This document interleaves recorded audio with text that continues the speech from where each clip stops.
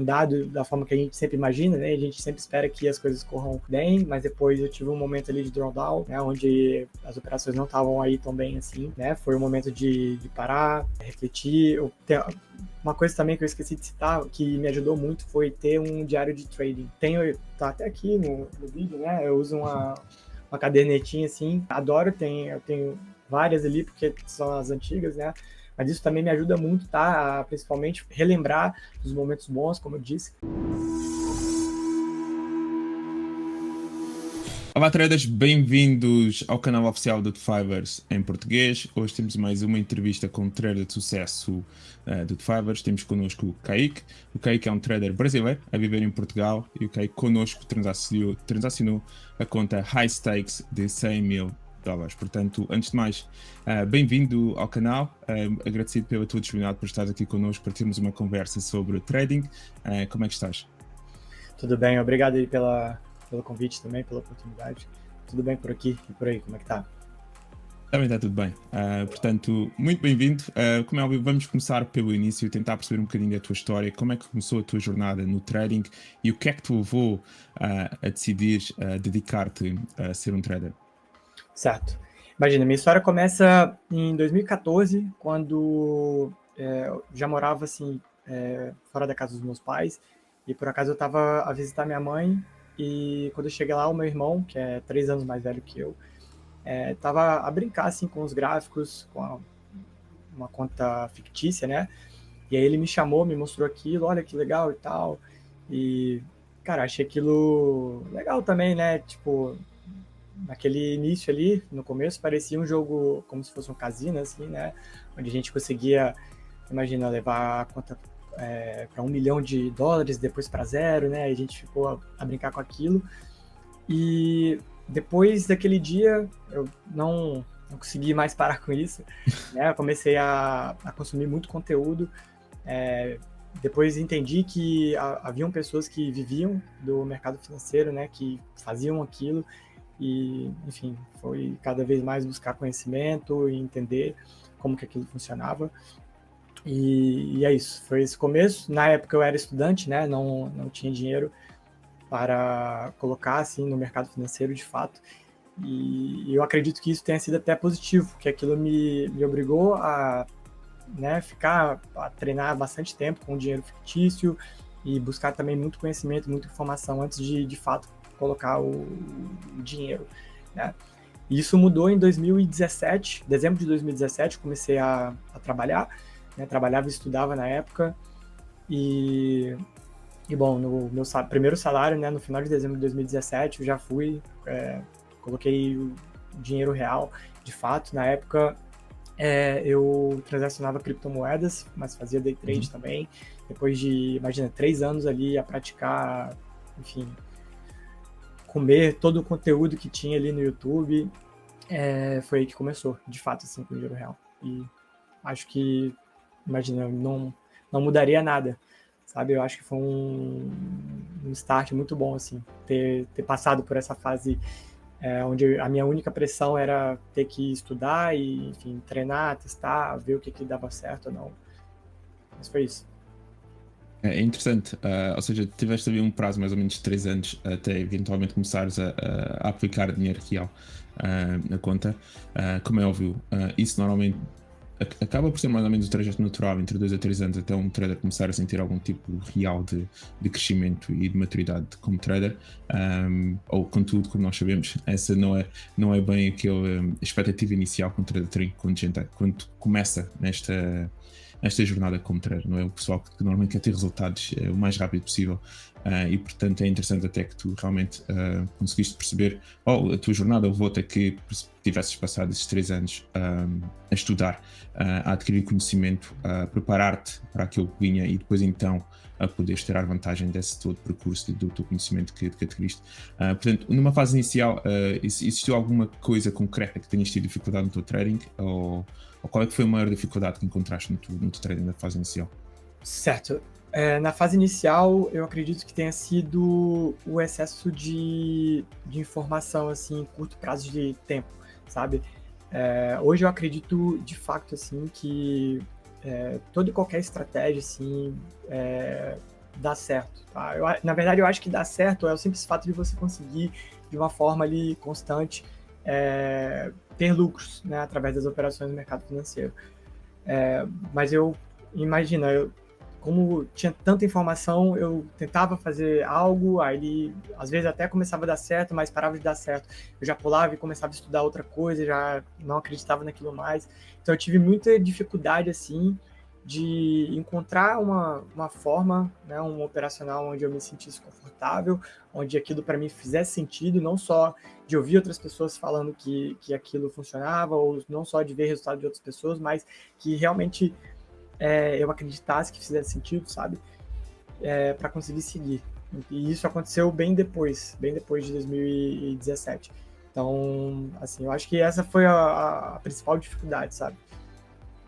E o que é que fizeste então para alterar isso e para começares a ganhar essa confiança em ti mesmo?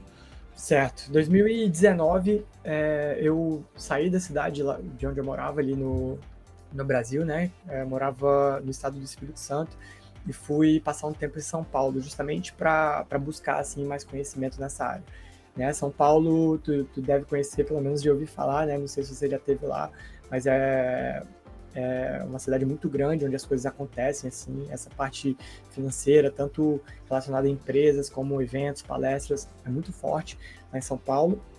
E eu conheci uma escola de traders lá, onde eles tinham a filosofia que eu conheci naquela época, mas que eu carrego até hoje, né? Que é essa parte fundamentalista do mercado financeiro.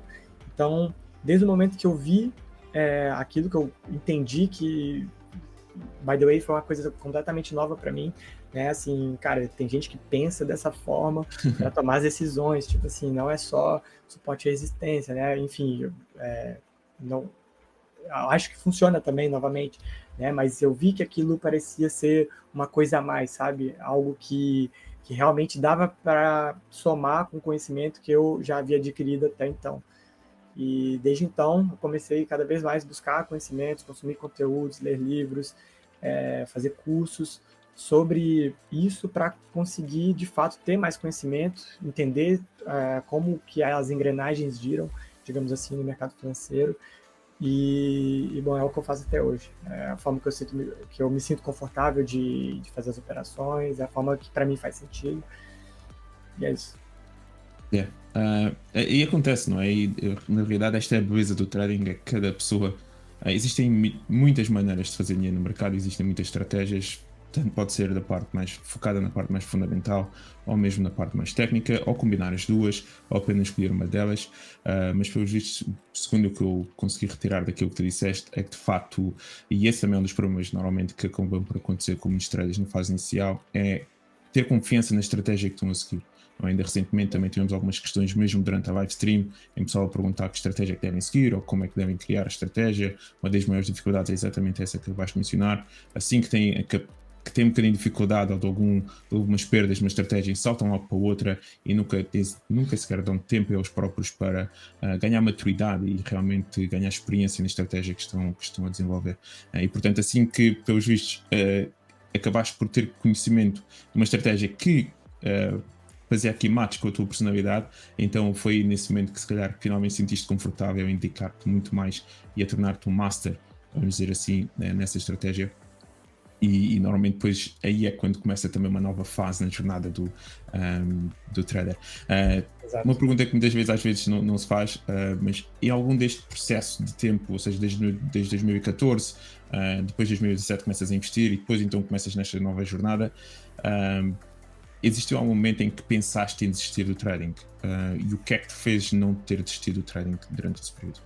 Certo, com certeza tiveram alguns momentos que eu cheguei a pensar que, enfim, não era algo realizável, ou que não era para mim, que alguns momentos que me fizeram duvidar, né? Mas eu acho que, assim, esses momentos eles vão chegar para todo mundo, até imaginar os traders que hoje eu conheço que têm muito sucesso, eles também passaram por isso, né? O meu professor mesmo dessa escola de traders lá de São Paulo, ele passou, a história dele é muito legal, muito bonita também, e acredito que o que tenha feito eu passar por isso é lembrar realmente dos momentos bons que eu vivi com o mercado financeiro. Porque imagina, acho que a gente tem essa, essa tendência em nos auto-sabotarmos, digamos assim, né? Então, não adianta. Se a gente acertar 99 vezes, na primeira vez que a gente errar, eu acho que a gente vai esquecer, tende a esquecer os 99 acertos e focarmos ali naquele erro, sabe? Eu acho que o que me fez não desistir, claro, né? Ali no momento, a gente fica de cabeça quente, a gente pensa em largar tudo, mas depois eu acho que colocando ali a cabeça no lugar, a gente consegue ver que, cara, um dia de loss não me faz um trader fracassado, assim como o dia de gain também não me faz o melhor trader do mundo. Então, acho que é acreditar nesse processo e entender ali que aquilo faz parte, né? Eu realmente acredito que seja a melhor profissão do mundo, essa que eu tenho hoje, mas eu acredito também que seja a profissão mais difícil do mundo. Tá? Eu costumo dizer que mexe com as duas coisas que o ser humano mais odeia, né? Que é estar errado e perder dinheiro, certo? Então, assim, eu acho que é ter em mente que esses momentos vão chegar, né? E a gente tem que estar preparado para isso. Yeah. Obrigado pelo testemunho também.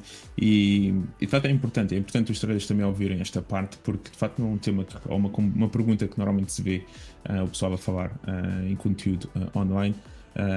E é muito importante porque nós todos, como tu mencionaste, muito provavelmente passamos por essa fase. E possa ter sido em diferentes momentos, mas a verdade é que essa persistência que nos fez, entre aspas, ultrapassar e continuar, às vezes, é a mesma parte de não desistir e eventualmente iremos atingir o sucesso. Como é óbvio, é preciso muito trabalho por trás disso, mas acho que uma das formas principais é realmente o não desistir e pensar sempre que no dia da manhã vai ser melhor. Mesmo quando tivermos um dos piores dias da nossa vida em relação a perder nos mercados. Mas pronto, e em relação às prop firms, quando é que então as prop firms entram na tua vida e mais precisamente aqui o Defivers, e que impacto é que isso realmente depois teve no teu trading? Certo. Essa pergunta é muito boa. Eu conheci as prop firms em 2023, 2 anos atrás.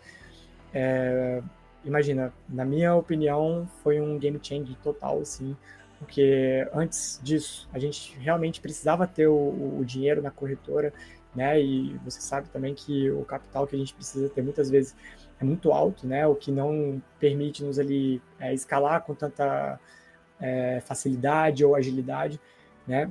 Anteriormente, inclusive, eu operava no mercado brasileiro, pela facilidade também, as margens lá são menores e tudo mais, mas depois que eu conheci essa oportunidade, digamos assim, foi um game changer, porque realmente é um custo-benefício para nós traders muito bom, né, muito grande. A gente investir ali um valor no teste, ter a dedicação ali, né, enfim, muitas vezes a gente não vai conseguir passar de primeira, mas persistir, lá está, acreditar no processo, né? E, enfim, quando a gente consegue ali, de fato, ter a conta financiada, né? É muito bom, porque é um capital que, imagina, muitas vezes um trader vai demorar anos ali para construir, né? E a gente consegue, tendo pouco capital, enfim, foi uma oportunidade, eu enxerguei realmente como uma oportunidade, tanto que eu migrei, né, do mercado brasileiro para o mercado americano. E, assim, foi ótimo. Desde o início, eu novamente enxerguei como uma oportunidade, trabalhei com outras platformas no começo, tive umas más experiências, tá? E ouvi falar da Defivers. Da Defivers eu ouvi falar no ano passado, 2024. Fui, depois, né, de ter passado por algumas experiências, eu fui buscar informações, fui buscar reviews, né, e vi que realmente era uma das plataformas com mais bem conceituadas, digamos assim, né, uma das mais antigas, e tomei a decisão, comprei o teste e, cara, não me arrependo. Acho que eu nunca tive nenhuma sequer situação assim de dificuldade, é tudo muito fácil, tudo muito simples, suporte impecável, e é isso. É bom. Só para mencionar então, e antes de passarmos para a tua dashboard, Ou seja, disseste claramente que uma das maiores diferenças quando temos conta pessoal, comparando com aqui as prop firms, e é por isso que de facto a indústria das prop firms veio completamente revolucionar aqui a indústria do trading, foi o facto do capital, não é? Claramente é um salto com a possibilidade de transacionarmos com um capital muito mais elevado. Como é que foi essa adaptação para ti? Principalmente até a nível psicológico, às vezes pode existir essa barreira do nada, de repente estamos a transacionar com uma conta de 100 mil dólares, começar a ter valores por trade ou ter ganhos diários à volta sei lá, 2 mil, 3 mil, e se calhar isso não é o normal, claramente não é um salário normal para uma pessoa, principalmente diariamente, isso talvez seja um salário mensal para alguém e não diariamente. E se tu havia algum choque que tiveste que lidar com isso, ou como é que tu acabaste por lidar com essa situação? Certo, vou dar um step back só porque eu acho que esse é um ponto muito importante, né? Nesse período de 2019, onde eu citei que eu fui morar em São Paulo, eu tive exatamente esse insight, eu lembro como se fosse ontem, de um dia onde eu estava, por acaso, também aí para uma empresa fazer um curso, uma empresa muito famosa lá, e eu peguei um Uber, entrei no carro, comecei a conversar com o motorista, super, super simpático, e, cara, eu fiz uma pergunta assim, era de manhã, assim, 9 da manhã, mais ou menos, fiz uma pergunta, assim, normal, sabe, e aí, como é que tá seu dia, tá tudo bem e tal, e aí ele falou que tava cansado, falou, cara, tô bem cansado, assim, trabalhei a madrugada toda, e essa aqui, por acaso, é a última que eu tô a fazer, eu já vou te deixar ali, já vou pra casa, né, vou descansar um pouco e tal, passar um tempo com a família, e eu perguntei pra ele, pô, assim, legal, né, que você tá a trabalhar aí, tá a correr atrás, e a noite foi boa, assim, pegou algumas corridas, e ele falou pra mim, falou, cara, tô a finalizar aqui com R$250, e só para você ter uma ideia, R$250 hoje mais ou menos 20% do salário ordenado mínimo, né, lá do Brasil. E, aliás, pelo menos era na época. E, cara, se fosse comparar com o valor daqui, seria mais ou menos uns 170 euros em comparação à porcentagem, mas se fosse converter R$250, daria mais ou menos 30 euros, entendeu? E nessa época, como eu disse, eu operava lá no mercado brasileiro e, cara, R$250 às vezes era algo que a gente fazia em segundos, assim, sabe, com um clique. E aquilo me deu um insight muito grande que cara, eu fiquei a pensar naquilo muito tempo mesmo, sabe? Tipo, cara, como que às vezes a gente não dá valor pro dinheiro, né? Para aquilo que a gente faz. Porque depois daquilo eu comecei a pensar que realmente a gente faz algo muito grandioso, né? Às vezes algo que o motorista ali fez trabalhando horas, né? Ali, às vezes, muitas vezes se expondo também, né? Na rua e tudo mais. Às vezes acontece em segundos ali pra gente, minutos. E, enfim, eu até então eu não tinha essa dimensão, né? Então, a partir desse instante, desse dia, eu comecei a pensar muito nisso, sabe? Realmente comecei a dar valor pro dinheiro, eu realmente descobri que eu não dava valor, mas eu acho que eu comecei a ter esse insight. E hoje, né, quando eu comecei a trabalhar com as prop firms, não foi uma coisa que impactou muito, porque eu também acredito que a performance é algo que, cara, eu acho que amacia o ego, né, da pessoa, do trader. Então, imagina, 1% de 100 mil, claro, né, é 1.000, né, mas 1% de 1 milhão são 10 mil. Então, eu tenho muito esse foco, assim, de, ao invés de buscar ter uma performance muito alta no mês, né, fazer ali 15, 20% ao mês, que, enfim, eu tenho certeza que existem traders que são capazes de fazer. Eu prefiro ter uma performance menor, mas buscar também um capital maior, né? Porque eu acho que no final das contas ali é menos risco que a gente corre, é mais tempo que a gente fica, entre aspas, vivo ali no mercado financeiro e a gente consegue ter até mesmo os mesmos resultados. Então, eu sei, depois de 2019 eu troquei o meu chip, assim, digamos assim, troquei o meu mindset. Eu acho que o mais importante é isso. Então, eu acho que acabou por não ter impactado tanto. Claro, acho que se eu tivesse conhecido as prop firms lá naquela época, né, por por algum motivo, aí sim eu acho que teria tido um impacto muito grande, né? Porque realmente foi um salto gigantesco. Obrigado pelo testemunho. E é verdade, às vezes de facto nós não temos bem, não temos noção, até temos, mas podemos nos esquecer um bocado de facto da quantidade que é possível. E isso também é um bocado a ilusão também de nos traders juntarem-se a esta indústria e quererem realmente tornar-se traders. Contudo, apesar de parecer ser fácil, porque basta clicar no botão e possivelmente podemos fazer $1000 numa trade, a verdade é que requer muito trabalho também, muito estudo, muita paciência, muita perda pelo caminho até realmente começarmos a ser consistentes no trading. E exatamente, e esse por acaso até costuma ser às vezes um dos problemas maiores, mas isso é para quando já o pessoal está numa fase de ser consistente e tentar escalar as contas, é realmente fazer essa transição de estar envolvido com mais capital e de facto essa maneira como tu mencionaste também, focar-se muito mais na percentagem do lucro e não no capital em si, montante de ganhos, porque sim, depois 1%, como tu disseste, de 100 mil é uma coisa, 1% de 1 milhão é outra, e o objetivo é realmente aumentar o capital que temos e por daí as plataformas serem tão boas para a indústria, porque depois não é preciso estar a arriscar tanta porcentagem do capital e acabamos por também ter um bom montante de retorno. Exato. Então vamos então passar aqui para a tua dashboard. Onde é que está aqui? Exatamente, então temos aqui a tua primeira conta. Esta foi então a primeira fase após já teres a conta financiada na conta High Stakes de 100 mil e portanto descreve-nos aqui um bocadinho do teu processo. Já agora, antes talvez de descreveres que mercados é que tu gostas de operacionar, mais ou menos que time frame é que tu operas, portanto mais ou menos que tipo de trader é que tu és, day trader, swing trader, scalper, como é que tu operas? Certo. Imagina, hoje eu costumo dizer que a forma que eu opero é uma soma ali de todas as boas experiências que eu tive, né, ao longo dessa caminhada, mas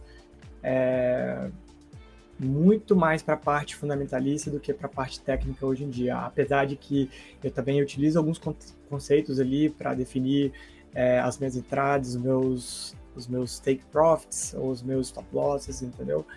Mas é isso, hoje eu opero muito baseado no contexto, preciso entender tudo o que está a acontecer ali no mercado naquele momento para eu conseguir tomar minha decisão. Inclusive, essa é a minha regra número 1, né? Se existir algum movimento no mercado que eu não entenda o que está a acontecer, né? Seja por um break news, um tweet de alguém importante, eu prefiro ficar de fora, não clico e sigo isso hoje como se fosse o meu primeiro mandamento. Falando aqui um pouco desse processo, imagina, o gráfico diz tudo por si só. Eu acho que, como eu disse, na nossa vida, né, na nossa profissão, a gente precisa ter muita resiliência, confiar muito no processo, né? A gente consegue ver que no começo do gráfico ali, as coisas começaram a andar da forma que a gente sempre imagina, né? A gente sempre espera que as coisas corram bem, mas depois eu tive um momento ali de drawdown, né, onde as operações não estavam aí tão bem assim, né? Foi um momento de parar, refletir. Uma coisa também que eu esqueci de citar, que me ajudou muito, foi ter um diário de trading. Tá? Tá até aqui no vídeo, né? Eu uso uma cadernetinha assim, adoro, eu tenho várias ali, porque são as antigas, né? Mas isso também me ajuda muito, tá? Principalmente relembrar dos momentos bons, como eu disse, né? E tentar não esquecer, mas não focar, né, naquele dia ou naquela posição ruim, naquela decisão que foi precipitada, enfim. Então, foi isso. Eu acho que eu consegui manter a resiliência, confiar ali no processo, continuar fazendo as operações, mantendo ali a gestão de risco, e as coisas começaram a caminhar até eu atingir ali, nessa primeira conta, os 10% de profit para conseguir ser elegível para escalar a conta. Portanto, nós conseguimos ver que abriste à volta de 165. Não sei se é possível aumentar só ligeiramente o zooming exatamente. Ou seja, exatamente. Então, conseguiste abriste 165 trades, a tua média de lucro foi à volta dos 300 e a average loss é menos 365, portanto até tens uma a média de risco-reward até ligeiramente invertida, mas perto de 1, e o Profit Factor que foi à volta dos 1,46. Acima de tudo, como é que tu te sentiste? Ou seja, quando estiveste nesse período de drawdown, como é que te sentiste? E outra pergunta que também queria fazer era se sentiste uma grande diferença entre transacionar a parte dos desafios e depois a parte da conta real. E se isso teve também algum impacto nessa fase inicial ou não? Certo. Sobre essa última pergunta, né, se teve diferença, eu acho que sempre tem. Né, eu frequentemente ouço as pessoas falando, até a conversar com alguns amigos que também são traders, sobre isso, e alguns têm a opinião que as coisas não mudam, ou pelo menos não deveria mudar. Eu acho que sim, acho que treino é treino, jogo é jogo, né? Apesar de que também existe ali capital envolvido, né, na fase dos testes, mas eu acho que é diferente. Assim, ter a conta real, eu acho que aquilo ali é valendo, e inclusive eu acho que a sensação de estar a perder, né? Como eu disse, é uma das coisas que eu acredito que o ser humano mais odeia, que é perder dinheiro. Eu acho que a sensação de estar a perder numa conta real, eu acho que mexe mais com a gente do que na fase do teste, né? Então, é o que eu acredito. Assim, se eu falar para você, né, que isso também não me afeta, eu não estaria a ser verdadeiro. Eu acho que de certa forma afeta sim, mas é como eu disse, eu acho que nesses momentos o que eu faço que dá certo é agarrar na minha estratégia, né, agarrar nos momentos bons que eu já tive, ler ali, maratonar meus diários de trading e confiar no processo. Acho que é o que é mais importante. Então, nesse período de drawdown, ou seja, quando estávamos a sentir aí, como é que sentiste um bocadinho? Tiveste algum receio ou continuaste basicamente então a confiar sempre na tua estratégia e depois então as coisas começaram a melhorar? Sim, imagina, isso é muito, muito relativo também, porque esses dias de loss, eles, imagina, podem acontecer por uma decisão precipitada, né? Isso acontece muito da forma que eu opero, né? A gente eu costumo dizer, a gente está certo na hora errada, né? Então, muitas vezes, aliás, até hoje eu acho que é a principal batalha que eu tenho, né? É isso, é tentar entrar na posição no momento correto, né?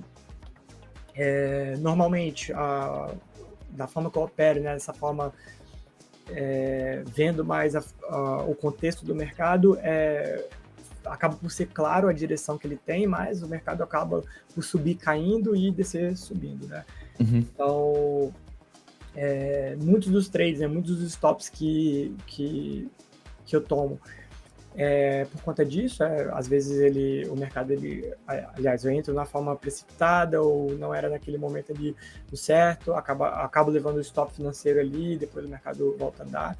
Então, assim, o que eu costumo fazer, responder diretamente, né, como eu me senti.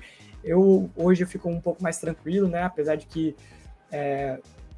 né, não é de todo legal a gente ver ali a nossa conta, né, tendo esse rebaixamento assim, do valor, mas tento manter a cabeça no lugar, confiar no processo novamente, me abraçar nos momentos bons, que eu sei que no longo prazo ali, como eu já demonstrei várias vezes, as coisas vão funcionar. Então, é basicamente isso. Então depois passaste, escalaste a tua conta, não foi? Passaste dos 100 mil para os 125 mil. Exato. E agora atualmente é onde ainda estás a operacionar, não é? Agora estás aqui no outra, ou seja, passamos para outro Exato. tab. É essa conta aqui, Exato, aqui. onde inclusive eu estou a passar por um momento desse também, Uhum. de drawdown, né? Mas novamente é uma questão de continuar a manter a cabeça no lugar, continuar a confiar na estratégia. Eu tive muitos altos e baixos ali, como tu pode ver, mas é isso. Eu acho que essa tem que ser a principal característica de um trader para a gente conseguir levar o projeto para frente, sermos de fato traders de sucesso, ter essa mentalidade, manter a confiança, confiar na estratégia, confiar no processo, ter resiliência, que as coisas elas acabam por dar certo no final. Yeah. Quanto é que estás a arriscar por trade ao nível de risk management? Eu costumo não arriscar mais do que 1% da quantidade de capital que eu tenho na conta, tá? Por trade ali, mas também costumo fazer um trade por dia. Assim, às vezes faço 2 trades no dia, mas acho que diria que na maioria das vezes é um trade por dia. E é isso. Tento não arriscar mais. Tento não, é uma regra, não arrisco mais do que 1% do meu capital.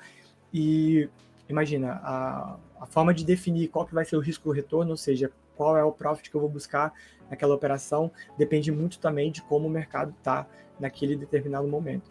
Né? Às vezes, né, passamos por dias ou semanas onde o mercado está a andar mais, né? Outras semanas, outros dias ele está a andar menos, então até isso eu levo em consideração, né? Em os momentos que o mercado está a andar menos, eu não vou procurar alvos longos, né? Vou procurar ali, inclusive com suporte da análise técnica, definir ali bons momentos, né? Boas posições para definir onde vai ser o meu lucro, também os meus stops, e outros momentos onde o mercado ele está a andar com mais pontos, digamos assim, né? Tá com a elasticidade maior, eu costumo buscar alvos mais longos também. Posso já fazer o scroll down mais um Claro. bocadinho só para ver a porcentagem? Ok. Exatamente. Ou seja, aqui eu acho que a principal diferença entre esta conta e a conta anterior, na conta anterior acho que tinhas tido uma win rate, ou seja, uma taxa de sucesso à volta dos 64%, se não me engano, e nesta aqui estás a ter à volta de 44%. Apesar de que nesta aqui a tua média de ganhos é ligeiramente maior à tua média de perdas, algo que na outra conta não aconteceu, mas de facto aqui o que está a afetar aqui mais ou menos esta performance é claramente aqui a parte do win ratio, ou seja, a taxa de sucesso, o que claramente está aqui a afetar. Como tu mencionaste, e talvez agora começando a falar um bocadinho mais diretamente sobre o teu estilo de trading, não é? Mencionaste que não olhas assim tanto para a parte técnica, mas muito mais para a parte fundamental, ou seja, para as notícias, para aquilo que realmente está acontecendo no mundo. E de facto, já agora, quando é que começaste esta conta? Já há quanto tempo é que estás a transacionar esta conta? Com a primeira da The Fivers, se eu não me engano, foi em novembro do ano passado. Novembro ou dezembro. Sim. E essa daqui, se eu não me engano, foi em março. Eu só estava a tentar, a razão pela qual eu te perguntei foi para tentar meter em contexto daquilo que realmente tem acontecido no mundo desde março, não é? Porque, de facto, tendo em conta que a tua abordagem é claramente mais focada nas notícias ou naquilo que está a acontecer, e claramente, a não ser que tenham estado a dormir debaixo de uma taberna, mas basicamente toda a gente sabe que este ano tem sido muito volátil devido às tarifas, devido ao Trump, devido também à situação geopolítica no Médio Oriente e por aí adiante. Portanto, não tem faltado volatilidade neste primeiro semestre do ano e, portanto, dirias que isso está a afetar o teu trading neste momento ao nível da volatilidade e das notícias todas que têm acontecido? Totalmente. Diria que sim.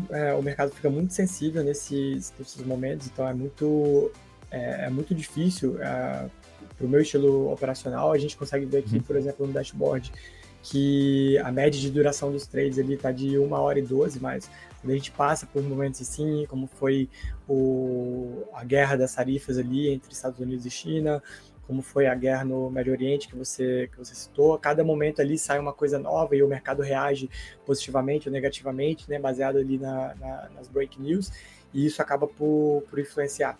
Assim, quando a gente fala de operações que duram, às vezes, horas ali. Né? Então, muitas vezes aquela operação pode estar a caminhar para o lado certo e de uma hora para outra, né, tudo pode mudar e começa a caminhar para o lado errado.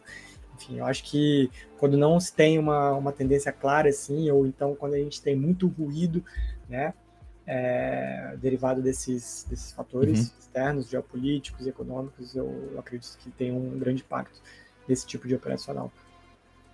Exato. Eu acho que até, tal como mencionaste agora, acho que pode ser muito mais a nível do ruído, porque a nível da tendência, por acaso até, pelo menos desde o início de abril, realmente temos estado aqui numa tendência de subida também nos índices americanos, mas a realidade é que o ruído que ocorre durante as sessões, e tal como tu mencionaste há bocado, que uma dos problemas que estavas a sentir mais no teu trading até era mais através do timing da execução e não tanto da direção que tinhas planeado ou que estavas a prever para que o mercado se direcionasse, mas de facto aquele timing pode ser tudo, não é? E por isso é que também, às vezes, pelo menos na minha opinião, é onde aquela parte da technical, das technical analysis pode ajudar um bocadinho o pessoal que é mais focado em fundamentals, é realmente no timing de execução, porque é muito bom a parte fundamental. Claramente podem ter uma ideia mais correta a longo prazo da direção em si do ativo para que possa direcionar, mas é muito importante, principalmente no trading, a parte do timing de execução, porque faz toda a diferença para saber se realmente sobrevives à trade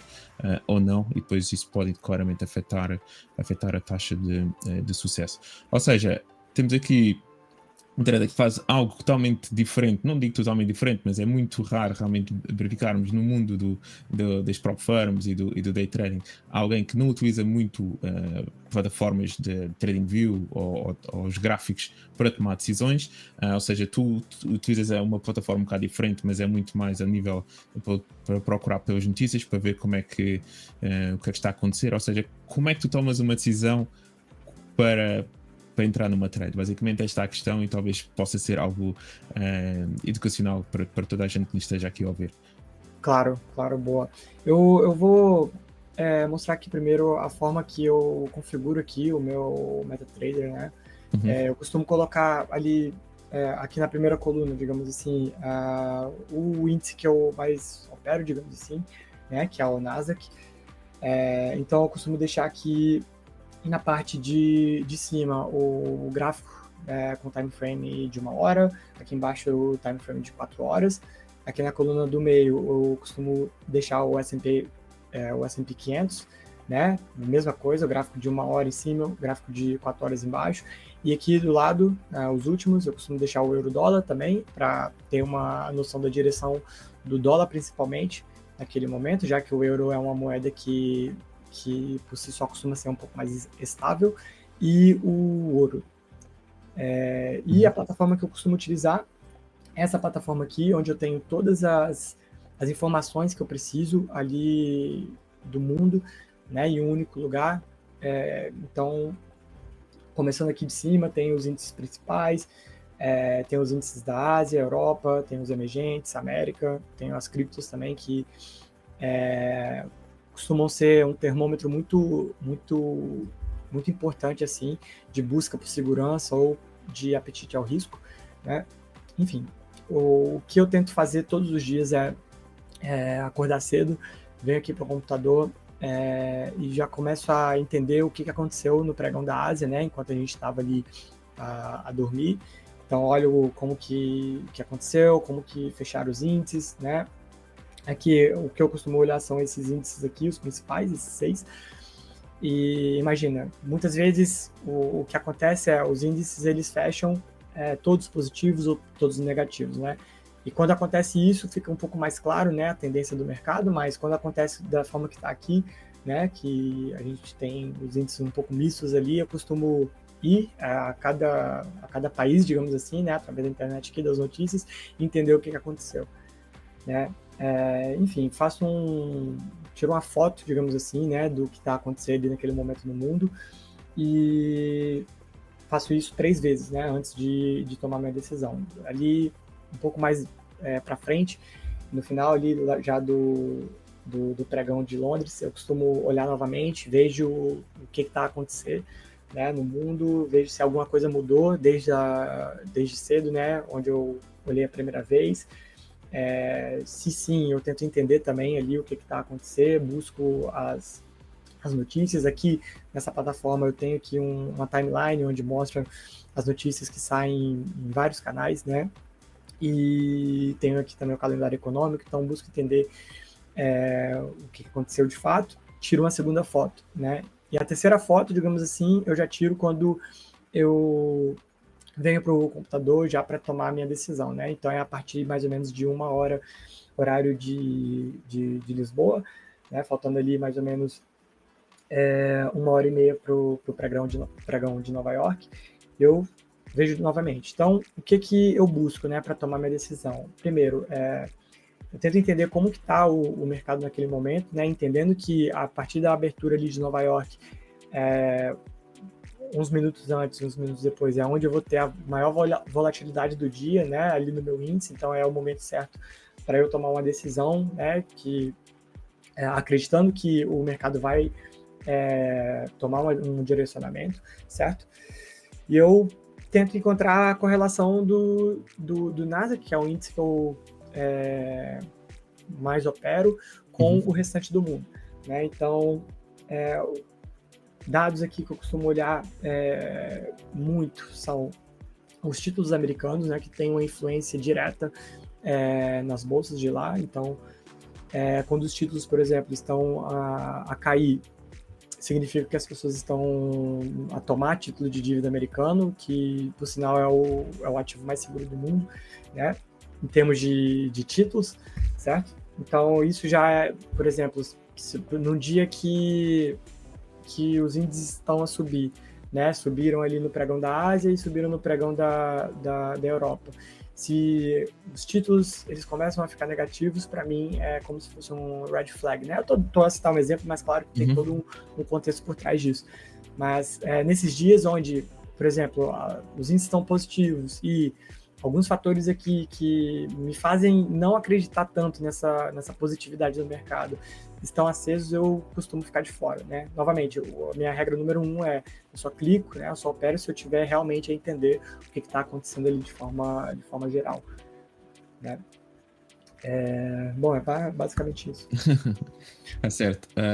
Ou seja, tentas 3 vezes ao dia, quando acordas, depois um bocadinho antes já depois da sessão de Londres estar aberta e depois exatamente mais perto do timing da abertura do mercado de Nova York, onde acabas então por tomar a tua decisão. Acho que uma pergunta que muita gente possa estar a perguntar ou a querer saber é como é que tu defines então realmente onde é que tu colocas o teu stop loss e mais ou menos o teu target também, ou mesmo também o momento exato da execução da trade. Se existe algum processo que tu tenhas para definir esses 3 pontos. Certo, boa. Em relação aos targets, isso depende muito de como o mercado está a movimentar naquele momento e depende muito também de uma coisa que eu chamo de elasticidade do mercado. Então, imagina que, por exemplo, o mercado, os futuros, né, fecharam ali, estão, aliás, positivos ali no momento da Ásia, né, durante o pregão da Ásia e depois durante o pregão de Londres, né. Imagina, eu não me lembro ao certo, mas pouquíssimas vezes eu vi S&P e Nasdaq tipo 3% positivos, né, ou mais. Tá? Isso não é uma coisa que acontece com tanta frequência. Então, imagina que quando chega ali no momento onde eu estou a tomar a decisão para entrar num trade, vamos supor que naquele momento eu vejo uma positividade, eu acredito nessa alta das bolsas. Se o S&P, por exemplo, ou se o Nasdaq já estão com 1,5%, 2% de alta, isso me faz não querer ficar tão exposto ao mercado. Ou seja, eu costumo nesses dias não ficar de fora, claro, mas eu procuro buscar alvos mais curtos, tá? Por conta dessa elasticidade. Como não é tão comum, né, a gente vê um mercado tão positivo assim, eu costumo procurar pontos ali de saída que sejam um pouco mais curtos. A mesma coisa para baixa, né? Novamente, pouquíssimas vezes eu vi S&P e Nasdaq tipo 5% negativo, né? Ou mesmo menos, 3% negativo, sem ser tipo por um motivo muito específico, seja guerra, seja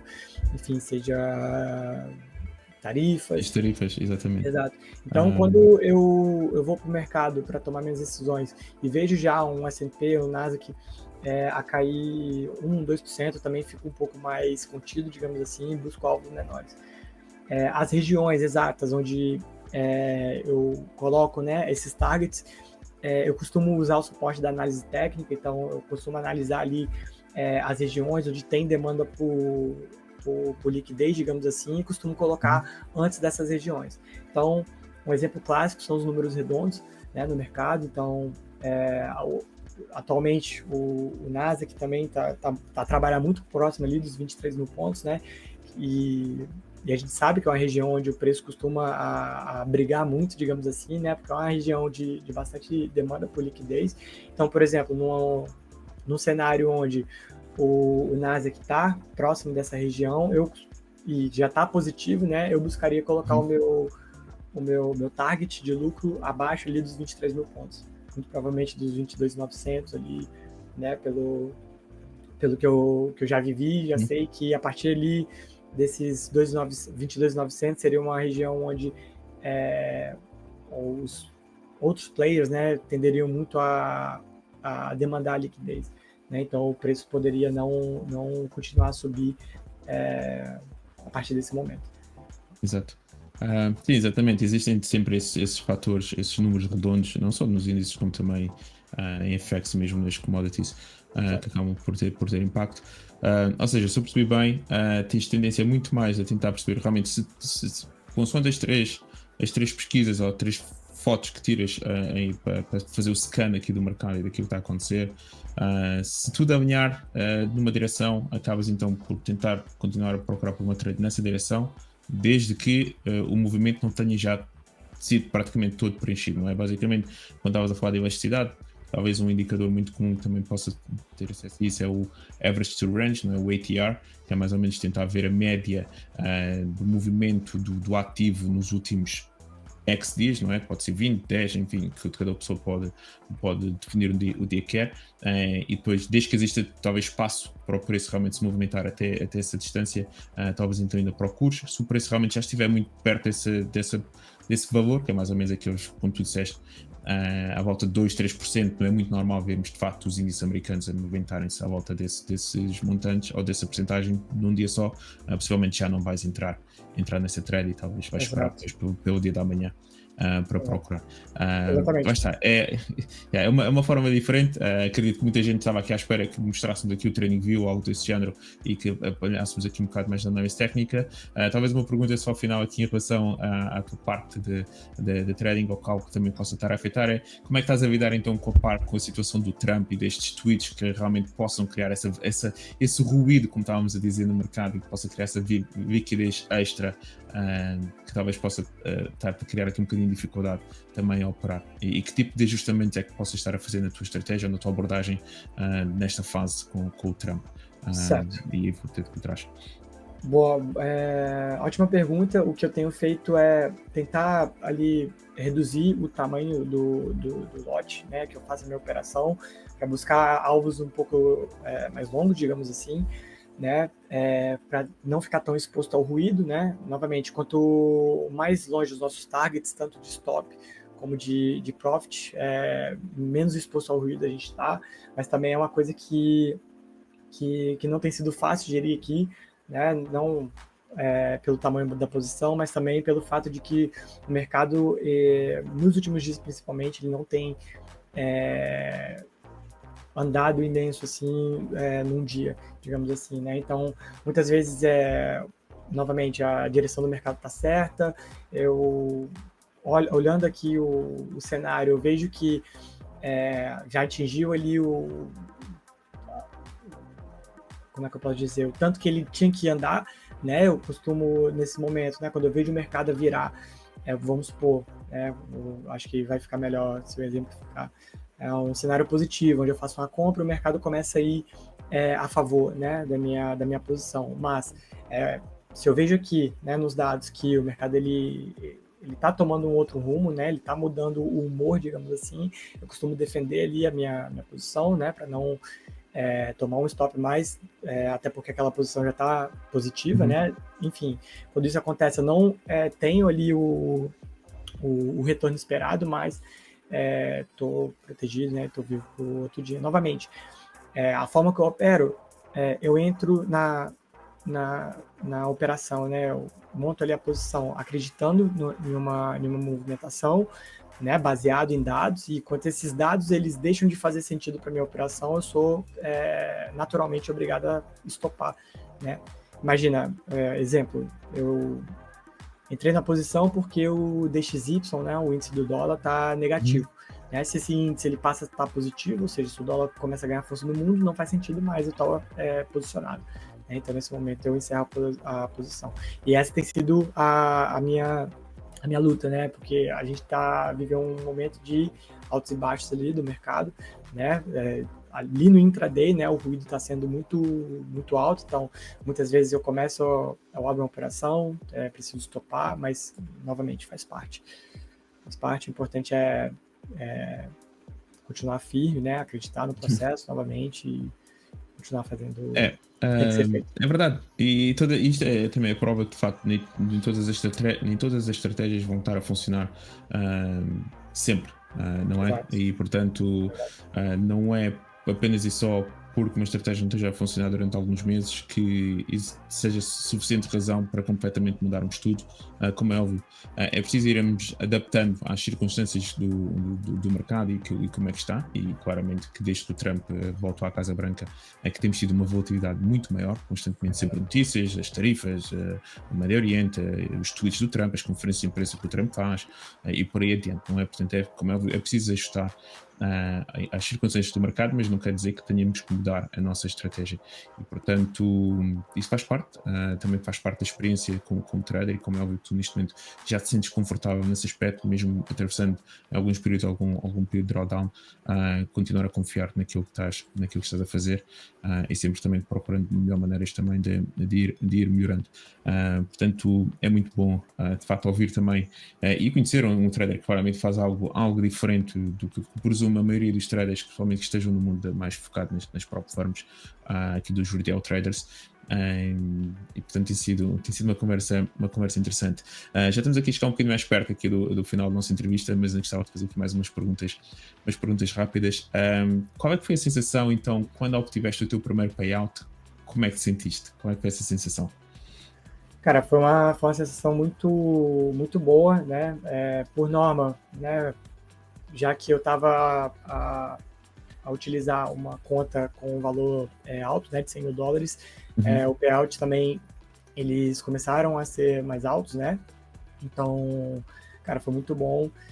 Eu não tinha dúvida, né, quando eu usei Day Fivers, porque, novamente, eu procurei saber, vi que era uma empresa séria, né, que era uma empresa com procedência, então, enfim, foi aquela sensação boa de dever cumprido, passei ali o período, fiz o que tinha que ser feito, fiz da melhor forma possível, e é isso, como eu disse, né, eu tento sempre manter esse pensamento, porque é o que me ajuda, assim, no meu dia a dia, né, novamente, um dia de loss não me faz um trader fracassado, assim como um dia de gain também não me faz um melhor trader do mundo, né, tento sempre ali calçar a sandalinha da humildade, né, fico feliz, obviamente, tive mais um payout, mas continuar fazendo esse trabalho, porque, enfim, eu acredito que eu ainda estou muito longe dos meus objetivos. É só o começo. Vamos saber. E já agora, não sei se querias partilhar o que é que tu fizeste realmente com o primeiro payout, ou pelo menos alguma coisa especial que utilizaste para esse primeiro payout, queres partilhar connosco?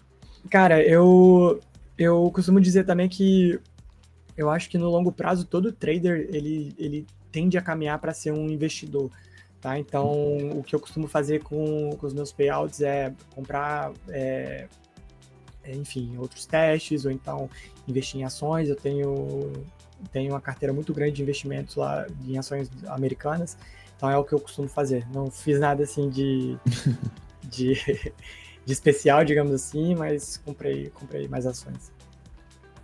Tá bom.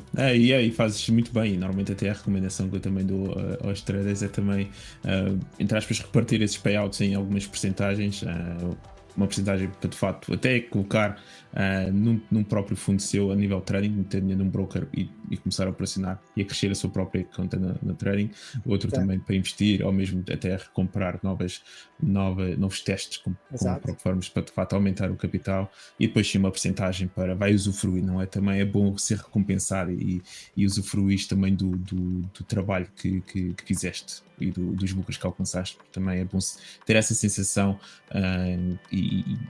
porque motiva para continuar a crescer ainda mais.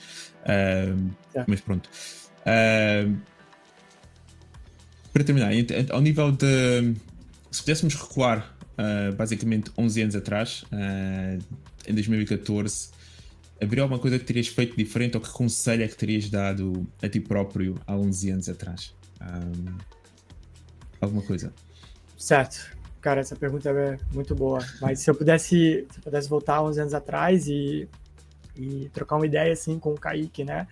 Que estava a começar e, enfim, estava a descobrir tudo, eu falaria, cara, confia aí no processo, não vai ser fácil, vai ser bem vai ser bem difícil, sim, mas continua fazendo um bom trabalho, busca conhecimento, não só técnico ali, mas também eu acho que se fortalecer, assim, né, mentalmente principalmente, que, enfim, as coisas vão dar certo. Acho que eu falaria isso.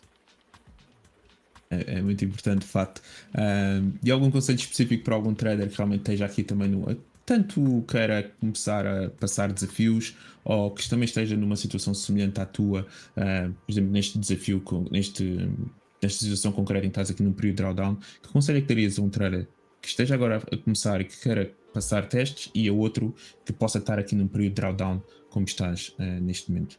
Cara, eu diria para não focar em performance. Eu acho que o game tem que ser focar em equity. Eu acho que a pessoa tem que focar em ter um capital grande, tem que focar mais em ter um capital grande do que, de fato, entregar performance. Né? Eu hoje tenho mais de $500 milhão financiados, então isso me dá também um certo conforto de não, aliás, de passar por esse momento de drawdown nessa conta, porque, enfim, eu costumo dizer, eu não estou morto no mercado, né? É mais um dia, por mais que tenha sido um dia de loss, né? No próximo dia eu ainda estou vivo, ainda consigo fazer minhas operações e continuo a correr atrás do sonho. Então, eu diria assim, é difícil, eu acho, né? Porque a gente tem muita pressa, né? Às vezes a gente tem muita ansiedade de ver as coisas acontecer, né? Tudo mais, mas eu diria assim, focar em ser consistente de fato e entregar uma performance ali que é mais realista, que é mais entregável todos os dias do que entregar 10% no dia e menos 15% no outro. Eu diria que é isso. Imagina uma pessoa que hoje tem uma conta de $100 mil e consegue fazer 1% ao mês, né? É uma coisa incrível. Isso significa que se você tem essa... Não é o termo mais adequado, tá? Mas todo mundo vai me entender. Se você tem a facilidade de fazer 1% numa conta de 10 mil, de 50 mil, de 100 mil que seja, tu vai ter a mesma facilidade, né? Talvez com o fator mental um pouco mais difícil, mas enfim, você também vai conseguir fazer 1% numa conta de 1 milhão, na conta, enfim, com 10 milhões financiado.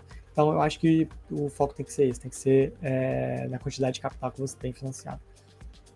É um conselho muito bom, de facto. Porque esse é claramente o objetivo e esse é que tem de ser também o foco do trader. Há muita gente que se perde a tentar ganhar no dia a dia e começa a esquecer um bocadinho de qual é que é o plano a longo prazo, que é claramente tentar obter o mais capital possível, porque vai reduzir drasticamente o risco que seja necessário depois estar a aplicar e o retorno vai ser muito bom. Em relação a isso, qual é que é o plano que tens para ti para o futuro? O que é que tu gostarias de alcançar no teu trading? O que é que tu vês que o teu trading te ajudasse a alcançar também para a tua própria vida? Certo. Para mim, o que eu quero é continuar cada vez mais buscando conhecimento, cada vez mais buscando autoconhecimento também. Ou eu costumo dizer que essa nossa profissão, 80% é a mentalidade, né? 15% está ali na sua disciplina, digamos assim, e somente 5% na sua técnica. Tá? É o que eu falei, para mim, toda estratégia, seja baseada em análise técnica, fundamentalista, funciona, desde que você tenha a mentalidade correta e desde que você tenha disciplina. Tá? Então, eu quero continuar a melhorar nisso, tenho muito que melhorar, com certeza. E para 2026, até o final de 2026, eu quero ter 5 milhões financiados. É um bom objetivo e garantidamente que estaremos aqui e que gostaríamos claramente que partilhasses connosco, talvez numa futura entrevista, exatamente Claro. esse sucesso e vamos estar aqui claramente todos a torcer por ti. Existe algum meio de comunicação que, para quem tem interesse em saber mais de ti, que queiras partilhar? Ou Instagram, YouTube, ou estás presente nas redes sociais ou não? Sim, tô. Meu Instagram, pra ser sincero, não lembro, deixa eu olhar aqui, mas é @Kaique Amorim P, Kaique K-A-I-Q-U-E, Amorim P no final. Traders, se quiserem mandar uma mensagem, trocar uma ideia, eu gosto muito de falar sobre o mercado financeiro, será um prazer.